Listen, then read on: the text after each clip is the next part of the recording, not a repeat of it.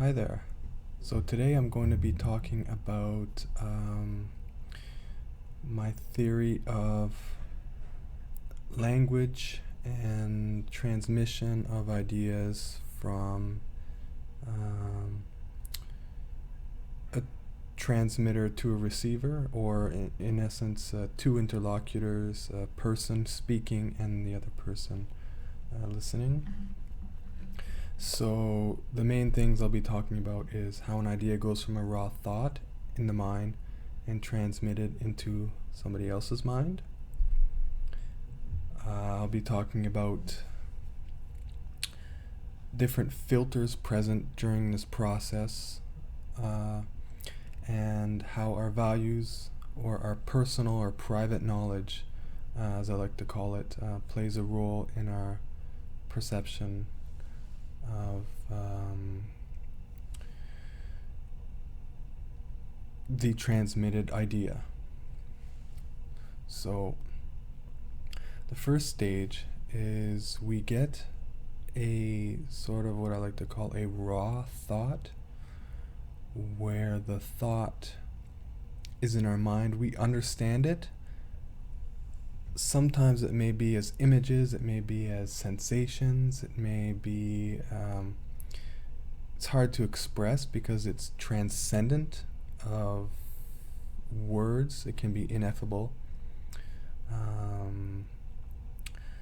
Which the next step is to transduce it from this raw thought, this sensation, into these symbols.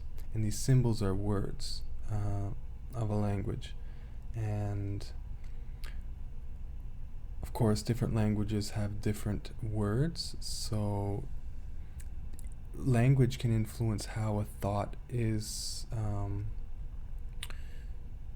put into the symbolic form, because I won't get into that now. I was going to talk about something, but I'll just stick to the process for now.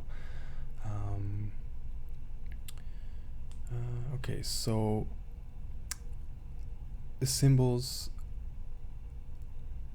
once it's transduced from the raw idea into the words, we have them in our mind. They then have to be transmitted out of our mind. And how this is done, since we're not telepathic, it has to be done through a physical media. And like what I'm doing right now is speaking to you. So I'm doing this through controlled vibrations of my vocal cords. So the frequencies of the vocal cords vibrate air molecules, right? So it goes from mind into words, through our language center in the brain. Then it goes into our vocal cords, which vibrate, and when they vibrate, they're pushing air molecules. You have these rarefactions and expansions, and it pushes air molecules out. And what happens is, these are sensed by our ears, right? Our tympanic membrane vibrates when these air molecules are vibrating back and forth, and that is transduced back from a physical form into an electrical form in the brain, which is still physical in a sense. It's physiological, but it's more of a simple physical. So it becomes a sensation in the brain, and the brain processes it. It goes through, your language center. It goes through your distribution center in the brain, and then we perceive it. It becomes conscious to us, and then when it becomes conscious, we kind of we're understanding these words. It has to be transduced back from the physical to the symbolic, back into a raw thought in our own mind of how we understand this. So there's a lot going on. It seems simple on the surface when we're, you know, I get an idea, I say, hey, I'm hungry. You know, it seems simple, like I'm just saying I'm hungry. The other person, you know, understands this, but there's a lot going on underneath.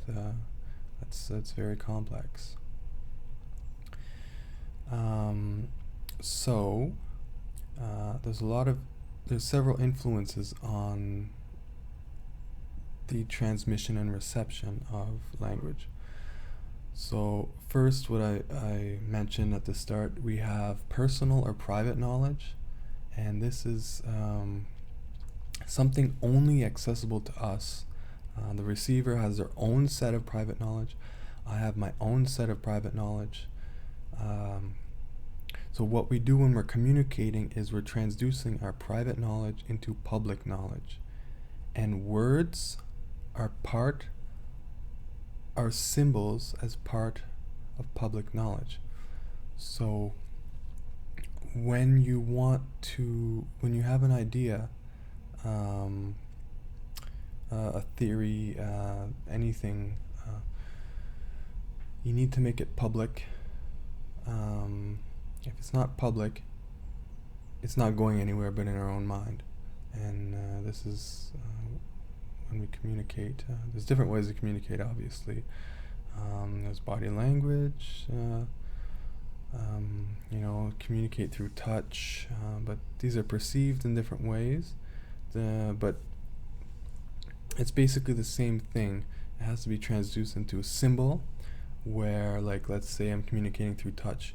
The symbol would be a light touch. So I go from, I want to communicate this idea or a sensation. So how do I do that? I have to symbolize it as a light touch, right? And touch is a physical, it's physical. I have to move my arm in a certain way, your muscle contractions, and then skin on skin, you're activating your skin receptors. The different ones that get activated depends on what sort of touch you have. If I pinch, it activates different receptors than if I, lightly brush my arm. So anyway, I got off topic a little bit here, but our personal or private knowledge is our understanding of the world, our values, our belief, our schemas of the world. So the human mind likes to categorize and label things. It makes it so easy because there's so much stimulus out there. The world is messy. There's not an infinite range of colors, but there is a lot of colors. Even within yellow, or even within blue, you have navy blue, you have light blue, baby blue. Violet is kind of a bluish, and so you have to categorize these. So blue, baby blue, navy blue, this is blue, green, teal, forest green, light green, dark green is green. So things like that. So our values, our beliefs also influence how we understand things.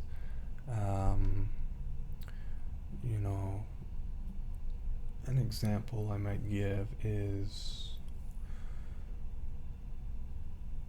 if someone is religious, we'll say they might perceive explicit content as bad, or someone that's non-religious, more polyamorous, they might see explicit content as a truance or whatnot. A second influence is physical reception and transmission. So there can be errors in this. If I misspeak words, if I talk too low, maybe you can't hear what I'm saying.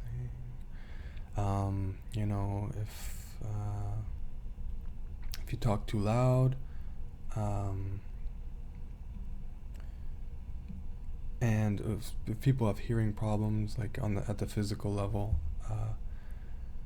um, if you're far from a person, yelling something out to them,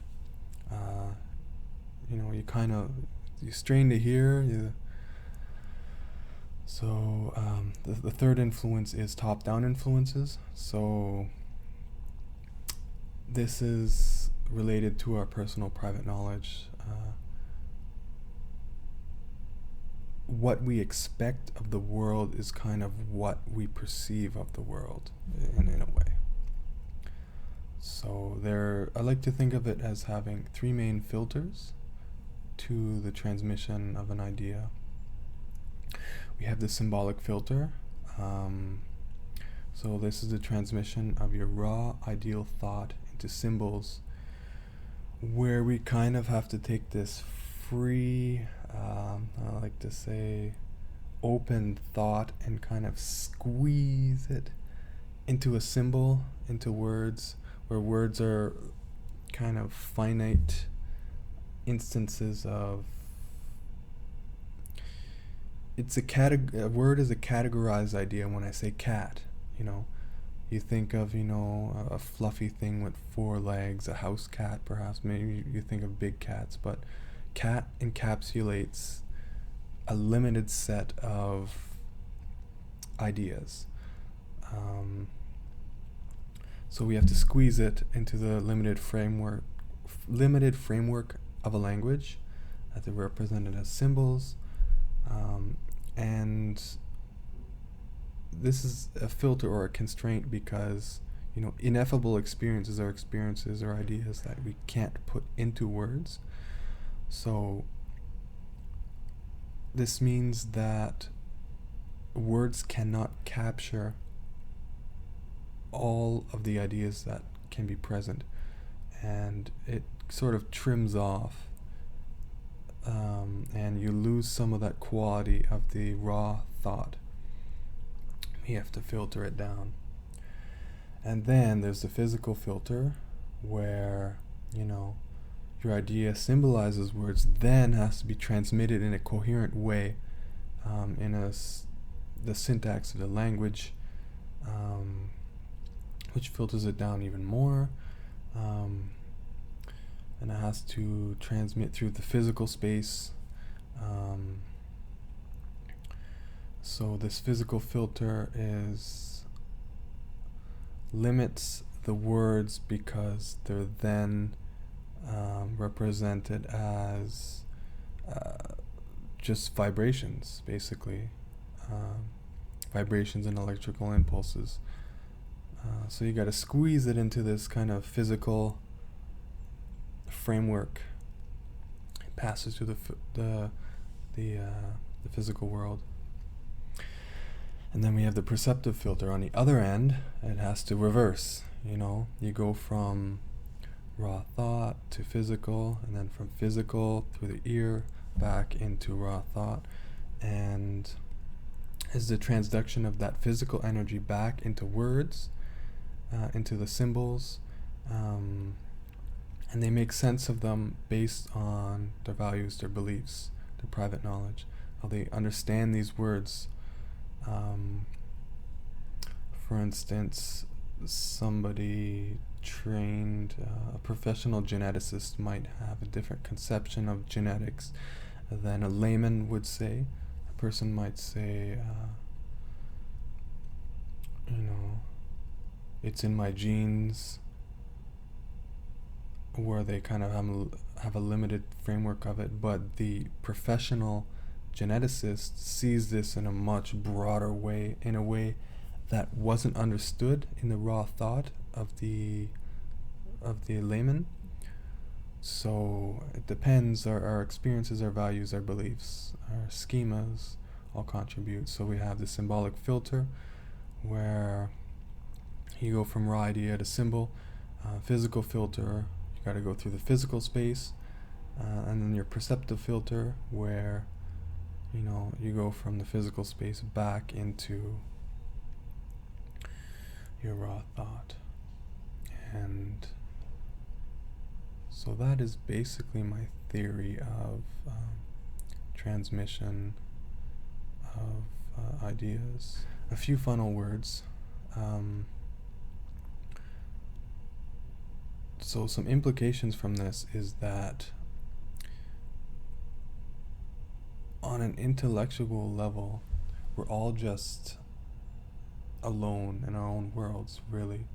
And we kind of have to, nobody can truly understand us. They can't understand our raw thoughts, our ideals, they can only be represented as symbols and then perceived on the other end as from the symbols back into how they understand the symbols or words that you're talking. So a lot of detail and the primary quality of a raw thought gets lost through this process. So nobody can truly understand you on this raw or primal level, perhaps we could say. It's very kind of, when you think about it, you feel alone in this world. We can have people understand on some level, where if I'm saying, I'm sad or I'm lonely, people understand that, but only from their own way. Some people, when they say I'm in pain, or ouch, that hurt, they might have some sort of qualitative experience of this pain as being sharp, intense, but another person who experiences this type of pain might not have the same type of pain, so they can't relate the experience. They can only relate the communication of the words that I'm in pain to the person as they have experienced pain before. And if not everyone has the same experiences, then we can't truly relate. Raw thought and raw thought can't become married. There's always those filters. Let's say a coffee filter. Let's say your coffee beans is your raw idea. The coffee beans don't go in the coffee cup. They don't go in the coffee. Your water is perhaps your transmission through the physical space. It goes through your coffee beans through a filter, and then in the coffee cup you get a black liquid which doesn't represent the coffee beans, doesn't represent the water. It's a mix of both. They become diluted together and filtered. You lose the coffee beans, and then as the person takes the coffee, their own experience of the coffee depends on the strength of it, the type of water. If it's pure water, if it's tap water, it changes the taste. So yeah, that's it's a sad truth about us, is that we're all alone. And to communicate is to pass through these filters and lose the essence of ideas.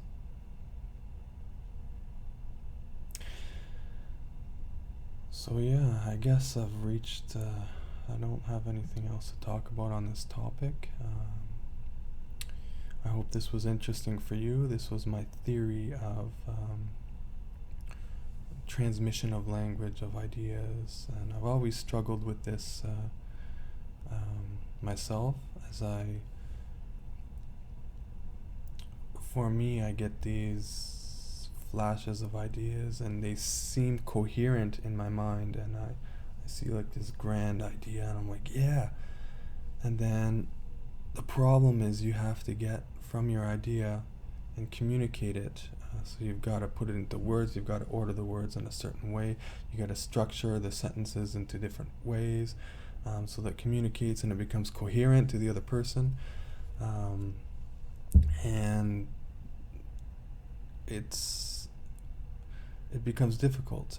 Even speaking and writing, you lose, because you've got to, you have your introduction, your body, your conclusion. You've got to put it into these types of frameworks like that. I mean, it's not necessary. It's makes it more coherent, easier for people to understand. Better than just a word dump. Just random words strung together makes it a lot more difficult for people to understand. But